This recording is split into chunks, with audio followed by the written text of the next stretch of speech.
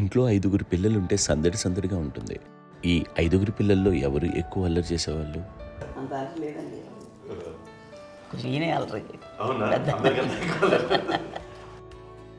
అమ్మ ఇక్కడ ఒకటమ్మా, అల్లరికి, హుషారుకి, చలాకితనానికి, చిలిపితనానికి ఆ తేడా తెలుసుకుని చెప్పమ్మా. అల్లరంటే ఇప్పుడు నా ఇమేజ్ ఏమైపోద్ది, అల్లరంటే అల్లరుడు అని, నేనేమో చాలా రావుడు మంచి బాలుడు అనేలాగా నా ఇమేజ్ ఇది. నేను అలాగే చెప్తుండేవాడిని. నా ఉద్దేశం అదే.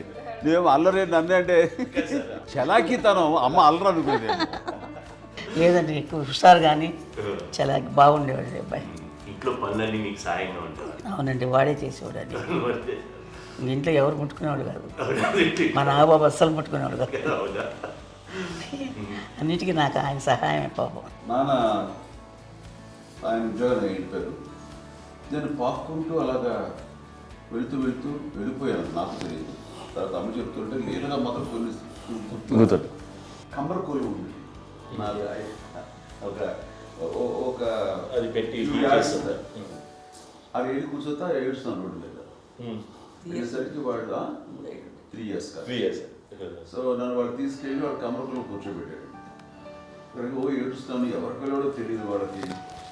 సో అది ఒక గంట పోయిన తర్వాత అమ్మ ఎత్తుకుంటూ వాడు కూర్చో, వాడు చిన్నబిడ్డ అనిపిస్తారు మొత్తం ఎత్తుకు. అది వాడు చూసి ఈ అబ్బాయి అన్నారు. కాదు అనేసింది. అది చాలా అంటారు, సరిగ్గా చూడమ్మా, ఈ అబ్బాయి మా అబ్బాయి. ఏంటమ్మా అంటే ఆ కమర్గోళంలో కింద కూర్చోబెట్టాడు కదా, బస్ అంతా పూజేసుకుని అలాగే అయిపోయింది. అంటే రంగని కాదు కానీ ఆ కమర్గోళంలో కూర్చోబెట్టడానికి ఆ మసిగిస్తూ ఇంకా నల్లగైపోయింది. అంత నలుపుడేసరి నా బిడ్డ కాదని అమ్మ వెళ్ళిపోబోతుంది. మళ్ళీ డౌట్ వచ్చి ఆగింది. అది రావు, నేను నా బిడ్డని తీసుకెళ్ళింది. అప్పుడు చేసాడు, కాడీస్ కట్టిందో డౌట్ నాకు.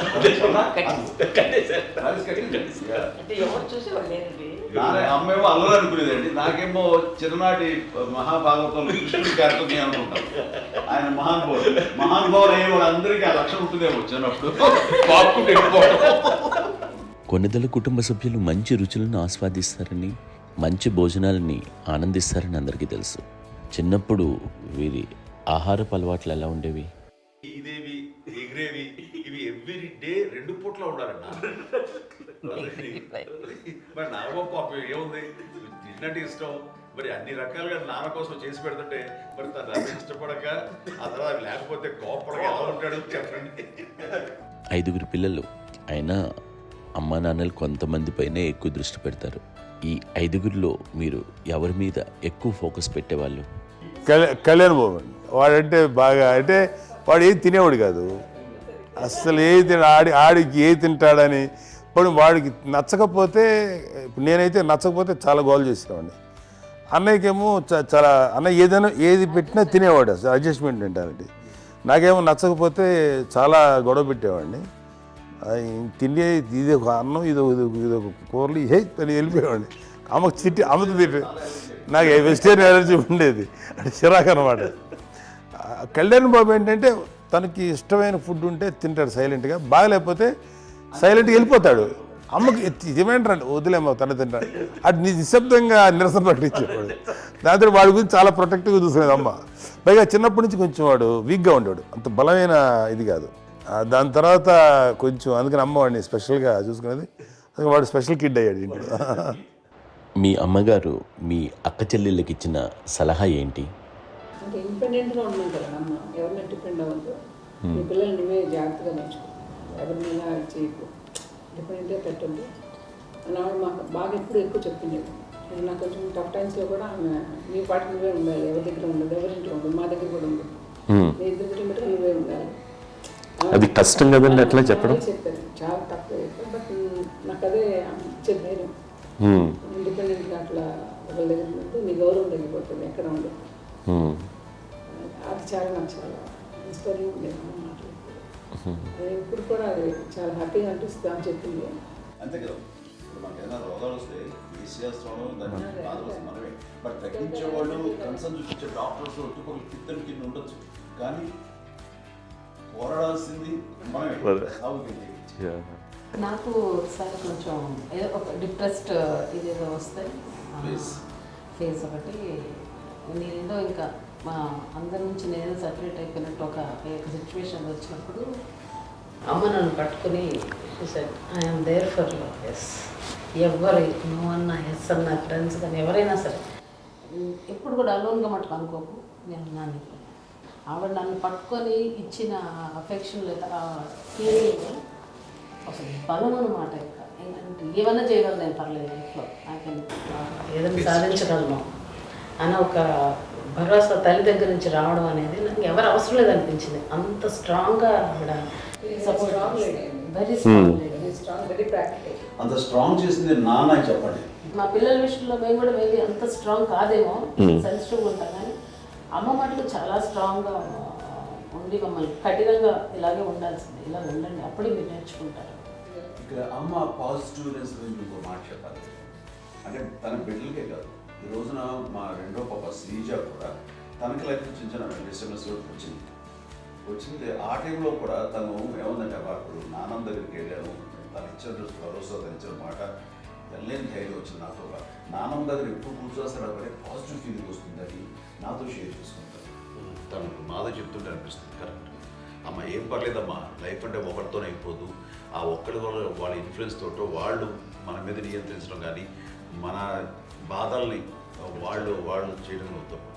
జస్ట్ నువ్వు నీ గురించి నీ మనసులో ఏదనిపిస్తే నీ గుడ్ ఫీలింగ్ ఏది వస్తుందో ఆ ఫీలింగ్ ప్రకారం వెళ్ళిపోదు. అంటే ఆ జనరేషన్ పీపుల్ ఎక్స్పెక్ట్ చేయం అలాగే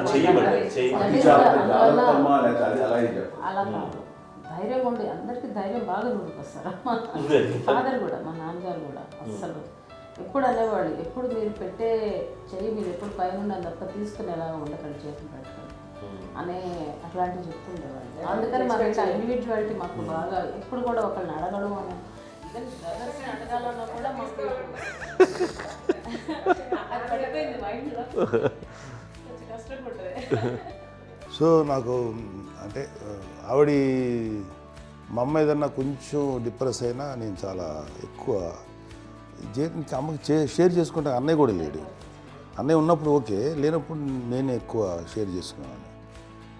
బట్ ద బెస్ట్ థింగ్ మా అమ్మ దగ్గర నుంచి హగ్ అండి.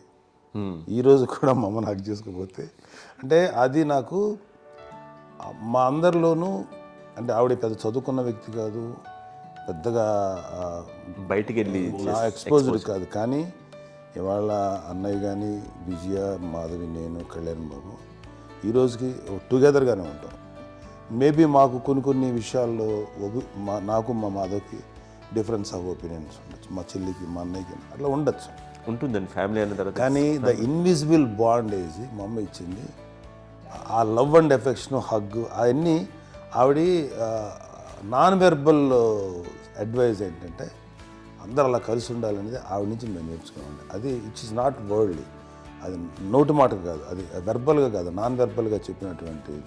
సో అందుకని అది మాకు గొప్ప, మేమందరం ఇప్పుడు అలా ఉండడానికి కారణం, అంత కలిసి ఉండడానికి కారణం, మెయిన్ కారణం మా అమ్మ అండి. అది సో అందరూ ఉండాలనేది మా అమ్మ అడ్వైస్. ఇప్పుడు కూడా నేను ఎప్పుడైనా ఏదైనా ఫీల్ అయినా, అన్నయ్య ఫీల్ అయినా, లేదు నాన్న అట్లా వదుకు, ఇట్లా ఉండండి, ఇట్లా ఉండి, ఇప్పటికీ చెప్తుంది. మేము ఎవరైనా ఎప్పుడైనా మా చెల్లితో గొడవపడ్డా అనుకోండి, నేను అట్లా అనకరా అని, ఎట్లాగా అన్న ఏమో లేదులేమ్మా ఏదో అన్నాను కానీ ఫీల్ అవ్వకమ్మా, మేమందరం కలిసి ఆవిడని అసలు టెన్షన్ పెట్టమండి మేము. సో అలా అది ఆవిడ నేర్పించింది, అలా కలిసి ఉండటం అనేటువంటి బాండేజ్ని ఆవిడ తన ఒక హగ్తో చెప్పింది. అన్నయ్య సినిమా చూడండి, జాదూకే చెప్పాను చూడండి, అది మా అమ్మ దగ్గరే ఉందండి. శంకర్ దాదాలో చెప్తాడు చూడండి.